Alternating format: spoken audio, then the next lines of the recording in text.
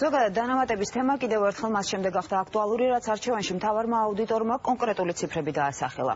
პრემიების დანამატებით შეცვლა კიდევ უფრო მძიმედ დააწვა ბიუჯეტს. სამინისტროები თანამშრომლების წახალისებაზე მილიონებს არ ზოგავენ.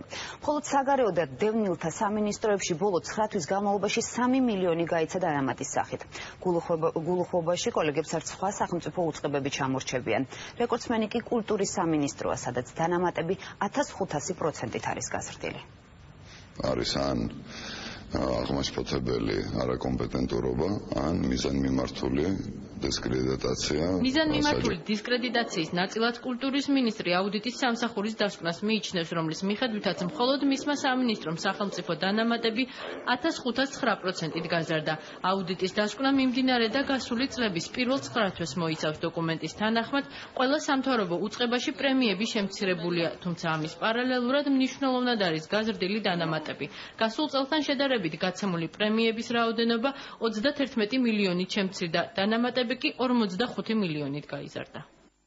კულტურისა და ძეგლთა დაცვის სამინისტროში დანამატები 1509%-ით გაიზარდა, სოფლის მეურნეობის სამინისტროში 860%-ით. საჯელახსრულებისა და პრობაციის უწყებაში დანამატების ოდენობა 412-ით, ჯანდაცვის სამინისტროში კი 270%-ით გაიზარდა. მთლიანად შრომის ანაზღაურების ფონდი 14000 ლარზე მეტით არის შემცირებული და პრემია დანამატების რაოდენობა კი წლიური მაჩვენებელით 90,000-ზე ნაკლები არის.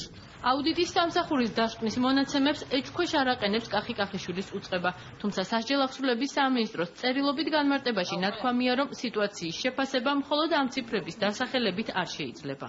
გასული წლის 8 თვის მონაცემებით სასჯელახსრულებისა და პრობაციის სამინისტროში დანამატებისა და პრემიების საშუალო თვიური ოდენობა შეადგენდა 657,000 ლარს, მიმდინარე წლის 8 თვეში კი 616,000 ლარს. რატომ გაიცემა პრემიების ნაცვლად კიდევ უფრო მეტი თანხა დანამატების სახით, ამ საკითხზე გენერალურმა აუდიტორმა გადაცემა არჩევანში ისაუბრა.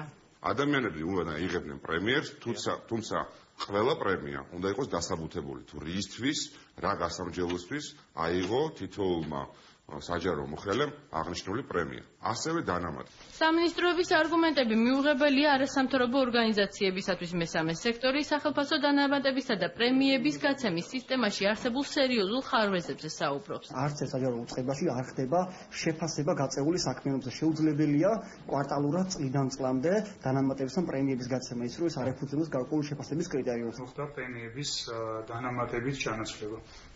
გამოსავალს რაც შეეხება, ეს არის პირველ რიგში შეფასების, საჯარო მოხელების შეფასების სისტემის დანერგვა. ორი სამინისტროს შედეგებით რო ვიმსჯელოთ 3 მილიონ ლარზე მეტი პრემია გაცემული აქვს. 9 თვეში 3 მილიონ ლარზე მეტი პრემიების სახით არასამთავრობოების ინფორმაციით საგარეო საქმეთა და დევნილთა სამინისტროებში დარიგდა. ოფიციალური დოკუმენტაციით ირკვევა, რომ ყოველთვიურად გაზრდილ დანამატებთან ერთად პრემიები დიდი რაოდენობით ძირითადად მაღალი თანამდებობის პირებზე რიგდება. მხოლოდ მრჩევლების პრემია 51,600 ლარი შეადგინა აპრილში, ხოლო აგვისტოში 48,000 ლარი და საინტერესოა, რომ მინისტრის პირველმა დივანმა აპრილის თვეში პრემიის სახით მიიღო 24,000 ლარი, ხოლო აგვისტოში 25,000 ლარი. ენერგეტიკის სამინისტროში პრემიის სახით გაიცა 39,240 ლარი, ხოლო დანამატის სახით გაიცა 679,240 ლარი. ოპოზიციისათვის აუდიტის სამსახურის დასკვნა მოულოდნელი არ ყოფილა. ნაციონალურ მოძრაობაში ამბობენ, რომ თანხის გაცემის პრინციპის შეცვლით ხელისუფლება მოსახლეობის შეცდომაში შეყვანას ცდილობს. უმრავლესობის აზრით კი ხელისუფლება პრემიებისა და დანამატების სისტემის მოწესრიგებაზე ბევრს მუშაობს. ალბათ არის დაწესებული, სადაც ეს არ არის გამჭვირვალე პროცესი, ამიტომ ჩვენ ის კი არ უნდა გავაკეთოთ, რომ საერთოდ ავკრძალოთ ასეთი ტიპის მოტივაცია ადამიანებისთვის, არამედ იმით, რომ ყველა ადამიანი უნდა შეთანხმდეს, რომ ამ თვეში მუშაობისთვის ამ ადამიანს ნამდვილად ეკუთვნოდა წახალისება. მთავრობა არაპირებს ფუფუნებაზე უარისქმას და რაც მთავარია, ისინი ამ დანამატებს ხალხის გაცურების ხარჯზე იღებენ არა საქმის კეთებაში, არამედ მავნებლობაში. სახელმწიფო აუდიტის სამსახურის დასკვნა მიმდინარე წლის 9 თვეს მოიცავს. ჯერჯერობით უცნობია ბოლო 2 თვის მონაცემები.